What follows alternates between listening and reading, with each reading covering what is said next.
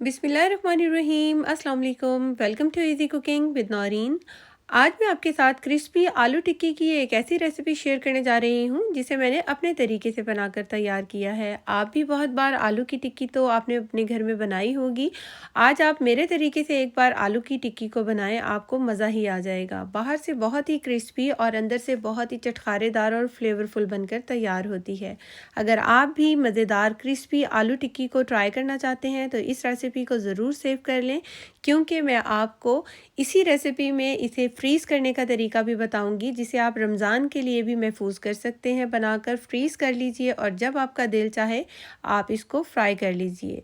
बाहर से ये देखिए बहुत ही क्रिस्पी और अंदर से बहुत ही चटखारेदार, फ्लेवरफुल और बहुत ही सॉफ्ट बनकर ये तैयार हुई है। खाने में बहुत ही लाजवाब है और बनाने में बेहद आसान रेसिपी है।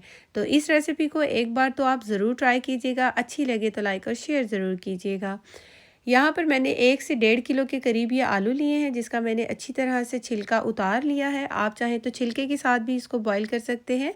मैं छिलका उतार कर बॉईल कर रही हूँ, इससे मुझे काम ज़्यादा आसान लगता है। और ये देखिए, इसको बहुत अच्छी तरीके से हमने सॉफ्ट होने तक उबाल लेना है। जब ये अच्छी तरह से बॉईल हो जाएंगे, उबल जाएंगे, सॉफ्ट हो जाएंगे, तो हम इसका पानी ड्रेन कर देंगे और इसको किसी भी छन्नी में डालकर रख देंगे ताकि इसका अच्छे से पानी निकल जाए और ये बहुत अच्छी तरह से ठंडे हो जाएं। यहाँ पर आलू अच्छे से ठंडे हो जाएंगे, तब हमने इसको मैशर की मदद से या हाथों की मदद से हमने इसको मैश कर लेना है। ज़्यादा बारीक बारीक हम इसे मैश नहीं करेंगे, हमने इसके मोटे मोटे से थोड़े थोड़े से चंक्स रहने देने हैं। अब ये देखिए काफ़ी ज़्यादा बड़े बड़े चंक्स हैं, इन्हें हम बाद में देख लेंगे। अभी हम इसके अंदर मसाले ऐड करते हैं। सबसे पहले हस्बे ज़रूरत इसके अंदर हम नमक ऐड करेंगे। मैं यहाँ पर 1 टीस्पून नमक का ऐड कर रही हूँ। 1 टीस्पून कुटी हुई लाल मिर्च ऐड की है। हाफ़ टी स्पून कुटी हुई काली मिर्च ऐड करेंगे। हाफ़ टी स्पून भुना कुटा ज़ीरा ऐड करेंगे। हाफ़ टी स्पून गरम मसाला पाउडर ऐड करेंगे। 1 टीस्पून इसके अंदर आमचूर पाउडर ऐड करेंगे और 1 tablespoon chaat masala powder add करेंगे। और 2 टेबलस्पून हमने इसके अंदर भुना हुआ और कुटा हुआ, मोटा कुटा हुआ, ये देखिए इस तरह से ये साबुत धनिया है, इसे ऐड कर देंगे। हाफ़ टी स्पून मैंने भुना कुटा ज़ीरा डाला था और 1 टीस्पून इसके अंदर मैं साबुत ज़ीरा ऐड कर रही हूँ।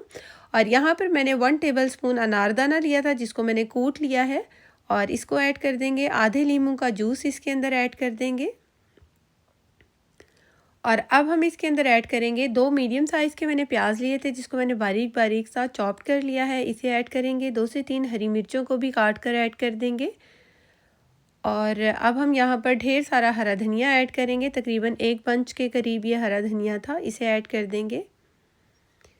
और अच्छे से फ्लेवर के लिए और फ्रेश खुशबू के लिए इसके अंदर हम ऐड कर देंगे पुदीना, और जिससे इसकी फ्लेवर और खुशबू बहुत ही बढ़ जाता है। पुदीना आपने स्किप नहीं करना, ज़रूर ऐड करना है।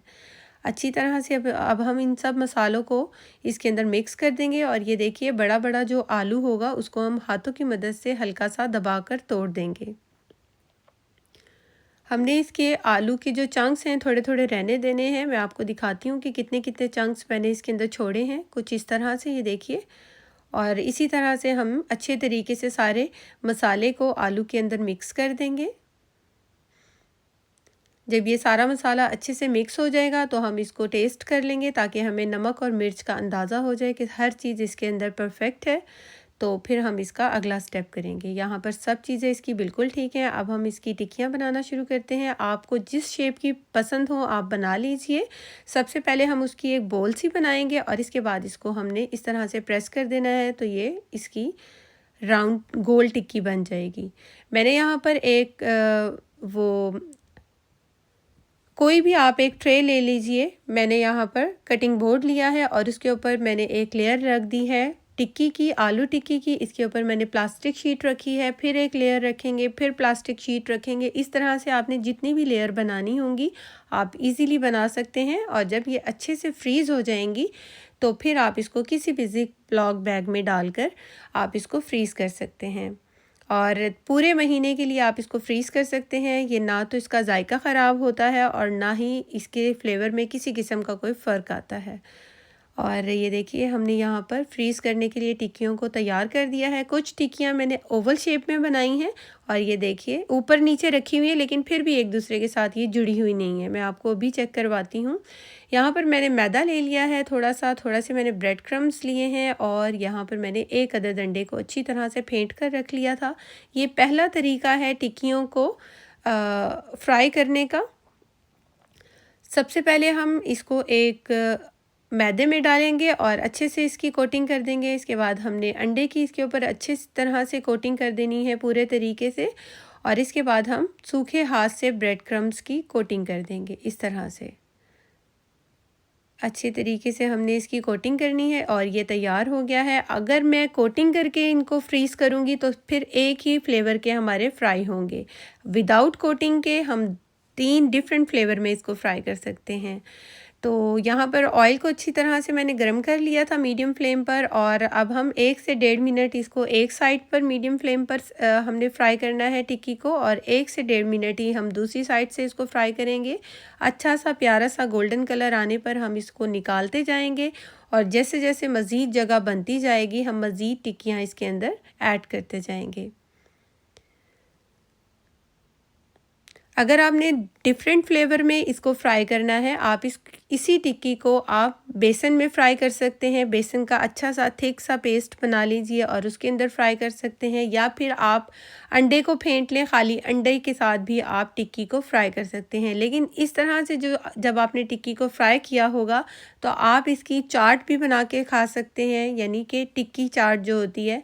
और बहुत से आप बच्चों को इसके बर्गर्स बना कर दे सकते हैं। आप अब रमज़ान में इफ्तार में इसको खा सकते हैं, पराठों के साथ खा सकते हैं।